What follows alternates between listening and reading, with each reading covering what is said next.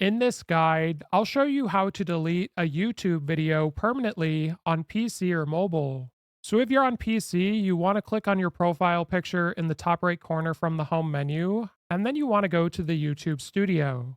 Once you're here, you want to have a look on the left sidebar and select Content.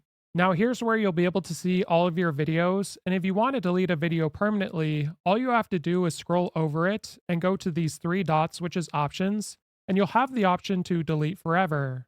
So if you click on that, it will give you this warning that it's going to permanently delete it and you'll lose access to everything. So if you're okay with that, you want to check mark this and go to delete forever. Now to do this on your phone, you'll want to download the YouTube Studio app from the App Store for free, and then you want to open it up.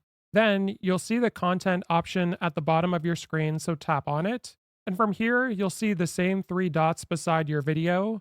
So I'm going to tap on that now, and you'll see the option to delete at the bottom. So then it'll give you a similar warning, and you just want to press delete to get rid of it. If this guide was helpful, like and subscribe, and we'll see you in the next one.